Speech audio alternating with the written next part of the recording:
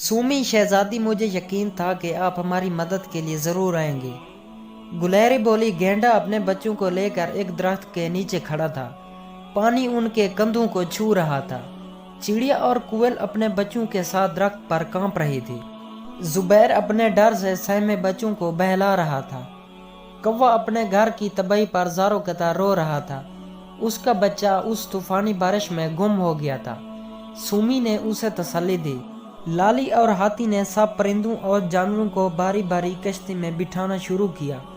اتنے میں سومی کوے کے نیم بے ہوش بچے کو لے آئی۔ الو نے اپنی پوٹلی سے دوا نکال کے اس کے منہ میں انڈیل دی اور اسے ہوش آ گیا۔ سومی ان سب کو جنگل لے آئی جہاں خیمے لگے تھے۔ ان سب کو کھانا پیش کیا۔ کھانے کے بعد وہ اپنے بچوں کے ساتھ آرام دہ بستر پر لیٹ گئے۔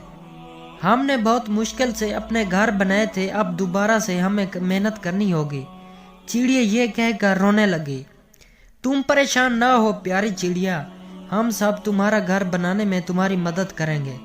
سومی کی بات سن کر سب نے اسے تسلی دی کہ وہ پریشان نہ ہو۔ اس آزمائش کی گھڑی میں سب ایک دوسرے کا ساتھ دیں گے اور نہ صرف ایک دوسرے کی مالی مدد کریں گے بلکہ جنگل کو دوبارہ آباد کرنے میں اپنا بھرپور کردار ادا کریں گے۔ سومی جنگل کی بحالی کے بعد ہم آئندہ ہونے والی بارشوں اور سیلاب سے بچاؤ کے لیے اہم اقدامات اٹھائیں گے تاکہ ہمیں آنے والے سالوں میں ایسی تباہی کا سامنا نہ کرنا پڑے۔ انکل ہاتھی نے کہا۔ بالکل ایسا ہی کریں گے اور اس آزمائش کی گھڑی میں ایک دوسرے کا ساتھ نہیں چھوڑیں گے، زرافہ نے کہا۔ ان سب کے خیالات سن کر سومی خوش ہوئی اور جان گئی تھی کہ اس کے تمام دوست مشکل وقت میں ایک دوسرے کی مدد کا جذبہ رکھتے ہیں۔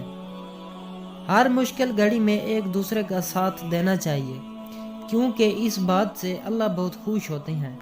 اس طرح کی ہماری نئی ویڈیوز دیکھنے کے لیے ہمارے یوٹیوب چینل کو سبسکرائب ضرور کریں اور ہماری ویڈیوز کو لائک بھی کر دیں۔ آپ کے ایک لائک اور ایک سبسکرائب کرنے سے ہماری حوصلہ افزائی ہو جاتی ہے۔ ہم اتنی محنت کر کے آپ لوگوں کے لیے ویڈیو بناتے ہیں۔ مہربانی ہو سکے تو ہمارے یوٹیوب چینل کو سبسکرائب ضرور کر کے جائیں۔ شکریہ۔